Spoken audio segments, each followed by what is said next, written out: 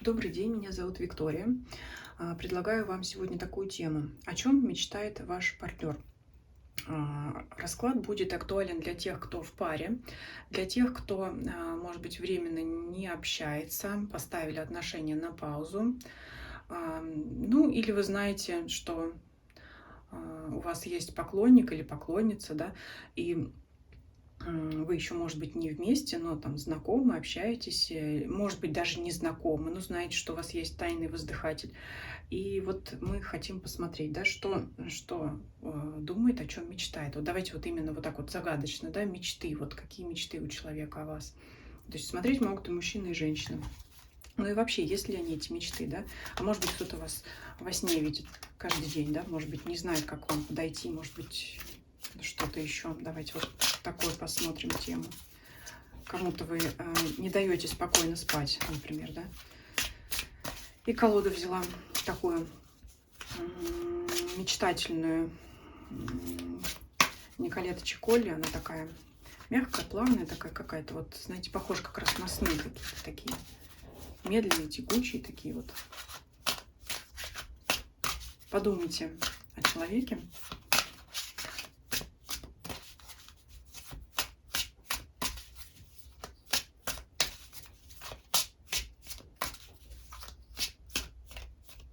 Сегодня вот мне долго захотелось колоду помешать, видно, того она требует.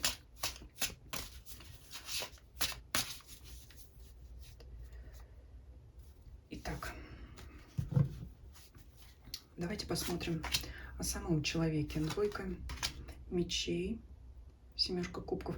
А здесь человек не определился сам в своих желаниях. Вот что в первую очередь есть. Человек за вами, кстати, наблюдает. Я, опять же, тоже здесь сделаю оговорку о том, что я буду отталкиваться от иллюстрации изображений, потому что с классической колодой не всегда совпадает. То есть семерка мечей в классической трактовке это не очень хорошее значение, но здесь вот у нас идет девушка, я думаю, это вы, а партнер здесь мальчик, и задумываясь, за ней потихонечку наблюдает так, чтобы она не заметила. То есть она идет вот с воздушным шариком, то есть она со своими удовольствиями, со своими развлечениями, увлечениями, и она его, в общем-то, пока еще не замечает. Но здесь человек по семерке кубков, он мечтает. И, ну, в мечтах заблудился, он, в общем, как бы не определился, сам не знает еще, чего хочет. Вот здесь, конечно, значение совпадает с классической трактовкой. Здесь вот много лунок, норок, в них прячутся кролики, там, и тут, и, наверное, всех хочется поймать, может быть, все и сразу. Но пока еще человек не определился. Я думаю, очень характерна данная ситуация будет для тех, кто именно еще, может быть, даже не знаком, потому что человек очень похожий здесь, что хочет к вам подойти, но боится и не знает, может быть, как к вам подступиться. Ну, для тех, кто в паре, тоже может быть это актуально. Мы дальше посмотрим, потому что те, кто в паре, может быть, что-то вот хочет человек сделать, сказать вам, да, но не знает как, может быть, слов подобрать, как к вам подступиться, да, с чего начать. Давайте смотреть дальше. То есть человек, безусловно, он за вами наблюдает, следит, но пока еще вот, может быть, даже сам не определился в чувствах. Вот такое может быть. Давайте посмотрим. Ну, будем смотреть по ходу вопросы. Почему он не раскрывается? Четверка кубков. Ну, вы знаете, вот ему комфортно так, пока как сейчас есть. Давайте посмотрим. Ну, все равно мечтает, что-то же должно подтолкнуть. Тройка. Ну, вот есть любопытство. Это вот этот вот тот самый гриб у Алисы, да, с какой стороны откусишь, вырастешь или уменьшишься. Вот у него дилемма все-таки, вот карта похожа на двойку мечей, дилемма и баланс, как ему поступить. Вот он и раздумывает. Подойти к вам, сказать это, ну вот, в общем, проявить симпатию, потому что, конечно, интерес есть. Я вот здесь пока вижу интерес в большей степени. Подойти, сказать, примете вы его или не примете, вот с какой стороны гриба откусишь, да. То есть, если вы его примете, значит, он увеличится, да, в своих глазах, возрастет. А если вы его отвергнете, то уменьшится. Ну, как бы, наверное, никому не хотелось бы, никому неприятно было. Вот у человека есть страхи. А почему у него страхи? Может быть, вы себя так ведете, что он опасается. Ну, карта, карта звезды, ну вот сама за себя тоже говорит карта. Вы для него звезда, может быть, даже недосягаемая. Ну, звезда, падающая звезда, это та звезда, на которой люди загадывают желания, да, поэтому это желание, это может быть вот именно мечта, мечта о таком человеке, как вы. Поэтому он и боится, потому что высоко вы для него, высоко. Вот все-таки, знаете, мне непонятно, с одной стороны, для тех, кто, может быть, еще даже не знаком или недавно познакомились, здесь ситуация понятна. Человек как бы боится, там, примите, не примите. А вот давайте посмотрим еще для тех, кто в паре, потому что, ну, если человек рядом с вами, как бы уже он вместе, вы вместе, чего тогда тут бояться, да? Вот что тогда для тех, кто в паре? Давайте отдельно посмотрим, потому что ситуации разные. Ну вот здесь боится именно признаться, боится дальнейшего развития ваших отношений, укрепления вашего союза. Может быть, кто-то просто элементарно боится сделать предложение руки и сердца, если вы вместе. То есть вот для тех, кто в паре, это любовь, безусловно, но это боязнь именно дальнейшего развития. Если вы встречаетесь, человек, вот для него, знаете, как это коренное изменение образа жизни, и вот, а вот как мы будем, а вот я там предложу жениться, выйти замуж, там, да, ну, может быть, и женщина предложит, всякое бывает, или я предложу там жить вместе, да, переехать в общий дом, там, где-то снимать квартиру, или там свое жилье, может быть, есть, вот, это же тогда жизнь вся изменится моя, все станет по-другому. Не то чтобы человек этого не хочет, просто вот он осмысливает это, да, осмысливает, что жизнь, она будет другая после этого.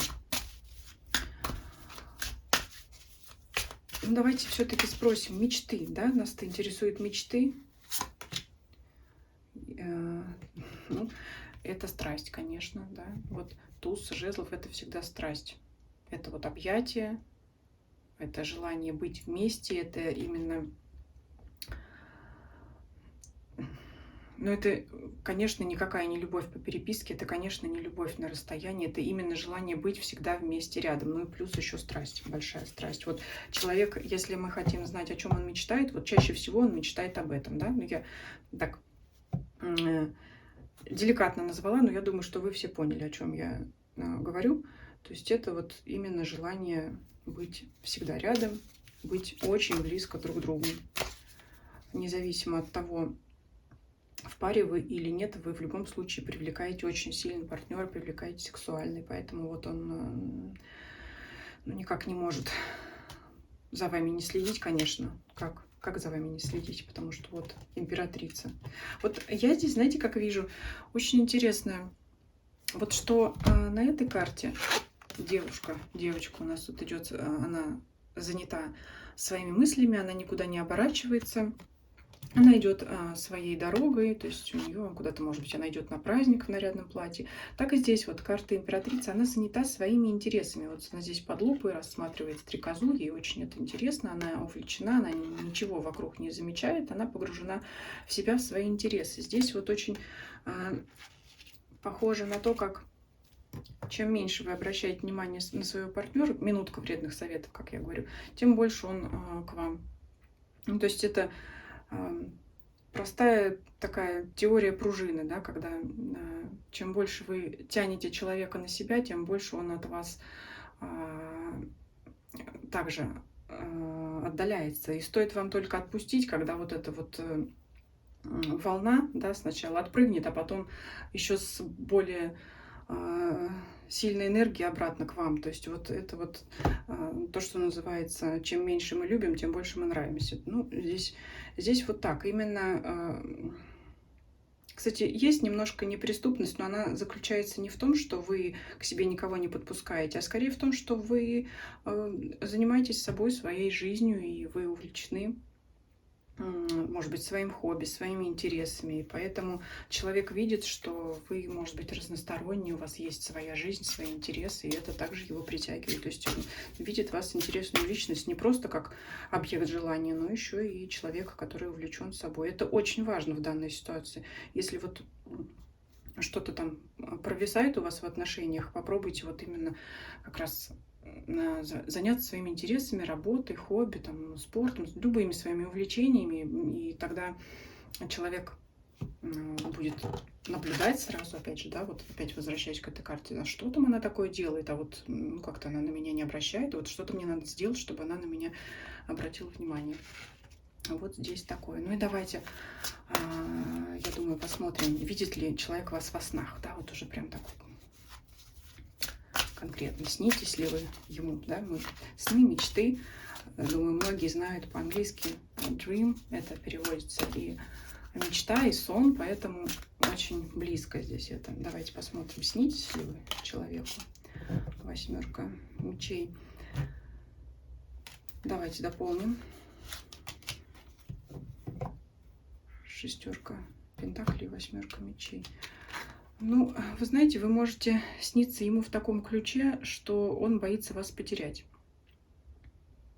Вот что может быть. То есть сны, если есть, то это если как будто вы убегаете или уходите от него. Вот такие могут быть мечты. То есть это мечты, мечты-страхи, мечты-страхи, опасения того, что вы можете куда-то деться, исчезнуть или быть недоступны. То есть вот это опять возвращает нас к первому триплету о том, что вот он не знает, как подойти. Вот это именно есть вот такой вот боязнь того, что вы как бы выше его по звезде. А давайте посмотрим, действительно ли это так. Действительно ли вы себя там как-то так ведете или нет. Девятка. Ну, вы достойная, конечно. Или достойный, да, действительно. Действительно. Очень желанный и ценный человек, поэтому действительно такое может быть боязнь подступиться. А давайте еще так посмотрим, а почему вот он боится, что не чувствует в себе силы, уверенности не хватает?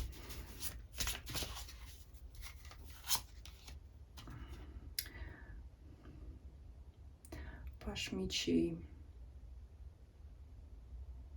Ну, человек, знаете, может быть просто очень ранимый. Вот то, что я уже сказала.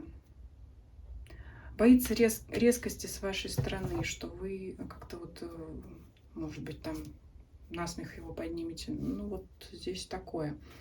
Поэтому, если хотите вот отношения укрепить, то ни в коем случае не действуйте резко, жестко, там никак не насмехайтесь, не подшучивайте, потому что вот здесь именно, опять же, вот эта вот сторона гриба, вырасту или уменьшусь, вот тут его проблема. Не то, чтобы он не уверен в себе, но вот есть он или она, но человек ранимый.